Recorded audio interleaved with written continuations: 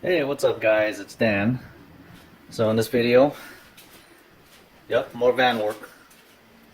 It's not that there's problems with the van, it's just that I do stuff to it. I mean, it's a Honda, so it'll run forever, even though it's a Honda made in America. Still. So what I'm going to be doing, swapping these out. These are the stock 17s. I do have a set of other rims, so let's go check those out right now. Now you've probably seen in my other videos this thing. These are my other set of rims and tires, and I just have them out here because I don't have any room inside, so I just keep them out here covered. Make sure you keep your stuff covered if you have to keep it outside.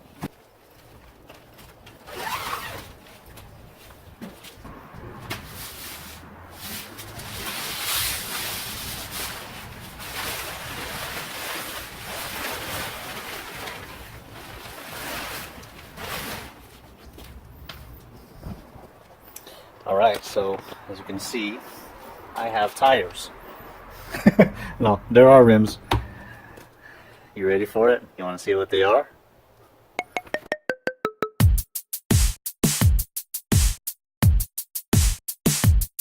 Yeah.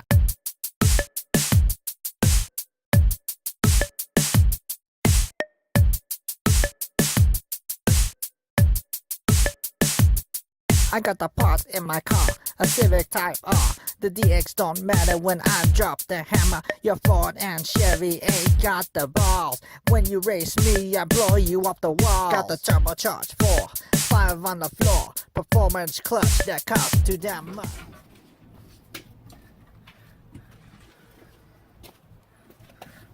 So these are Giovanna Andros 20x10 wrapped in non-Kang SP9s, size 265/45. Lots of meat. Has just a slight stretch with a little bit of ballooning. I didn't want too much of a stretch. Now I have worn these before just to try them out. A little over a week only. They are heavier, so they do affect my gas mileage, and plus having a wider tire increases your rolling resistance as well. But yeah, as you can see, they are dirty just a bit, so I can clean them up and get them on the van. Now I went with a certain style, as you can see, simple 7-spoke. I wanted something that was concave a little bit. You can see there. The offset on these are 40, by the way. And I wanted something that's easy to clean.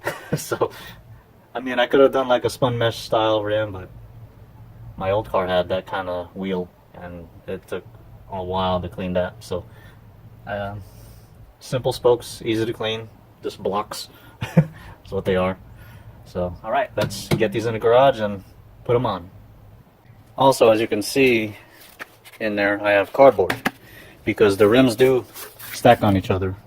So if that happens, just use something as simple as cardboard to protect your rim here, prevent it from damaging, and also it keeps it in place.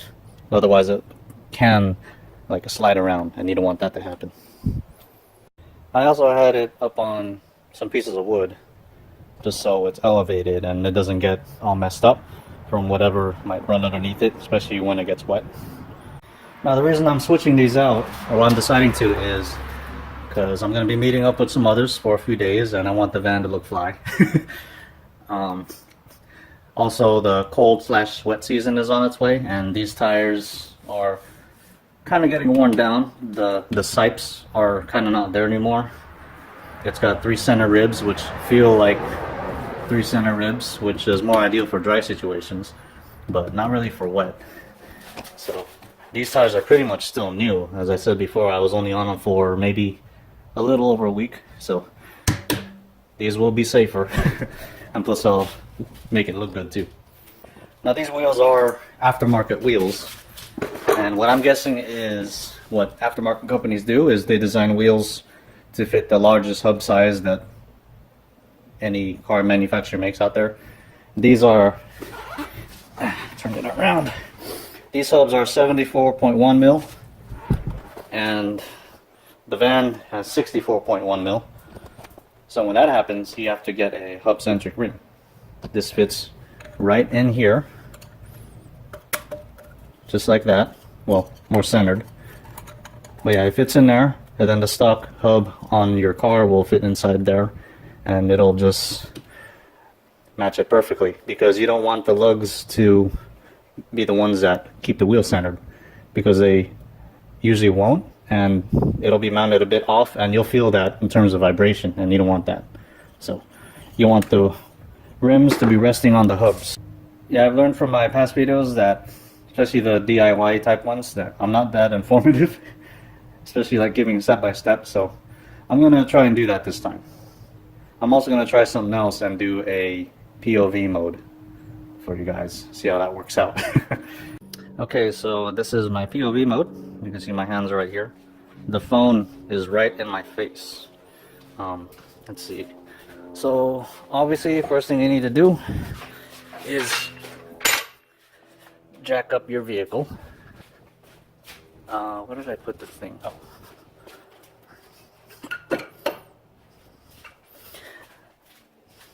Now I'm wearing the tripod because it has bendable legs, and I just bent them around my neck, and then I have one resting on my body, so it might pivot too much like that, but whatever.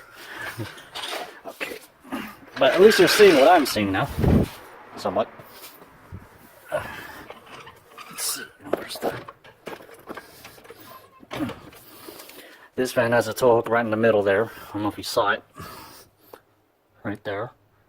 So that's what I'm jacking it up on. And then I'll put jack stands on the jack points on the side. I think I didn't put the brake on. Make sure you put your parking brake on,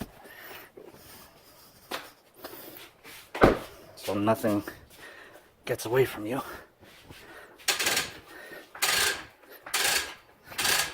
Sometimes I'm paranoid when I'm jacking up, so I double check to see if anything changed. No, it's still on there. So off the ground, I am, maybe a little more. The 20s are a little bit taller, which is okay. So I learned that they make these cars, or have been making cars lately, nowadays, go slower than what they're actually going. Because when you going like 45 and you pass by those speed radars, it might read like 42 or something. And some cars are even worse. Okay. The other one.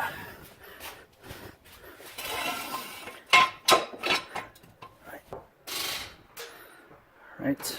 Am I still off the ground? Yes, I am. So I got the rear jacked up as well, with one jack stand and a jack. You can see the jack point right there. Alright, let's do this.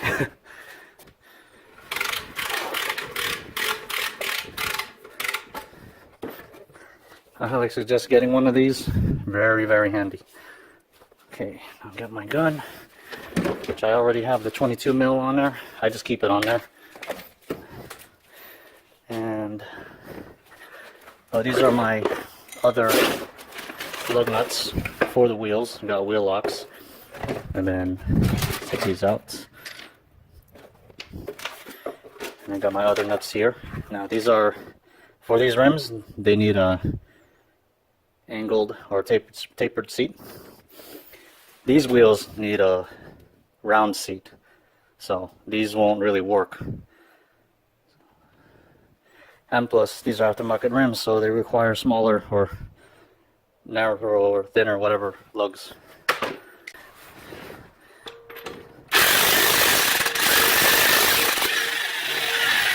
Sure I'm doing it the right way.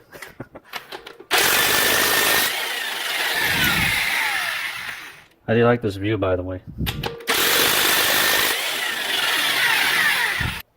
Here's what I meant. You can see it has a round seat compared to the other one.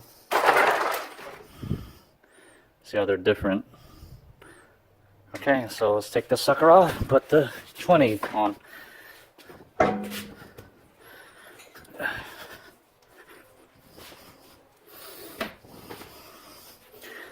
But first I need to put on the hub ring. Now this just goes here, and that's it. This is your hub, what the wheel is centered on when you install it. And look, it even has the size on it. It'll focus, there you go. So yeah, this just goes there. And then you put the wheel on, making sure that ring doesn't move. It's not too bad. Okay. I gotta lift this heavier sucker. Alright. Let's see, where are you at?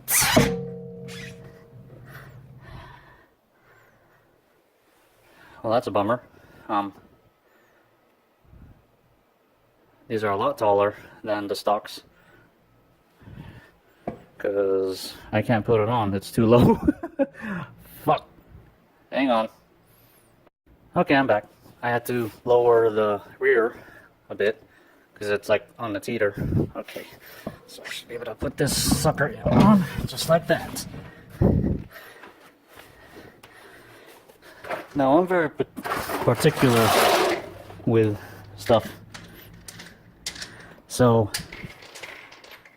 you can see they got the badge here with the valve stem.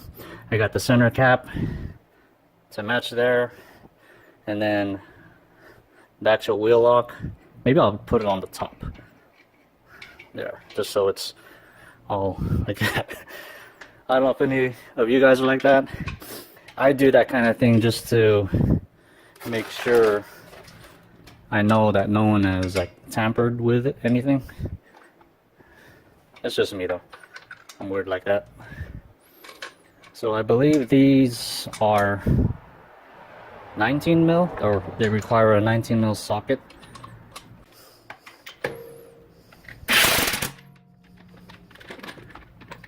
I need to be careful because this socket just fits in the hole. I don't want it to like mar up the paint too much.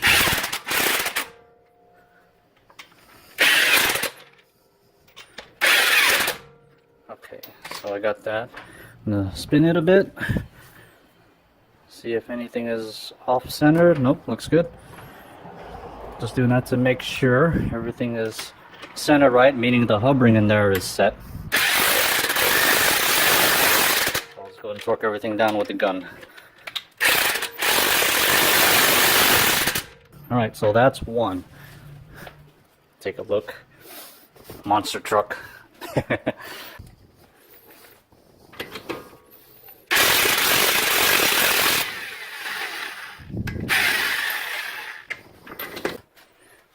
There we go.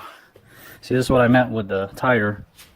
Even though this is pretty deep, the sipes here are kind of worn down a lot. So the water can't really like be channeled away. So these are not too safe in the wet right now. Okay, time to get my nuts. Let's see. The top is here. And again, it matches with everything.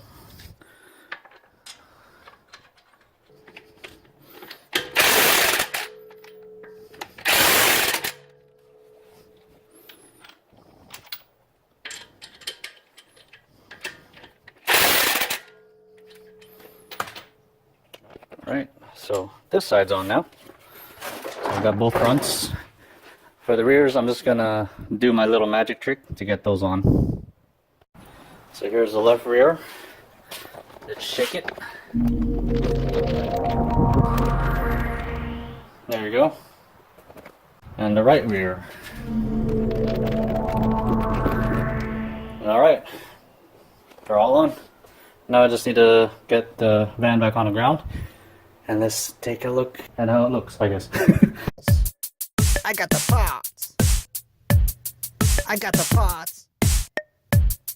I got them parts, motherfucker. I got them parts. What do you guys think? Looks pretty sick.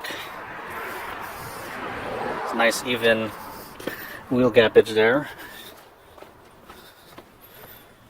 Wheels in the rear is kind of a bit shallow on top there, but that's fine.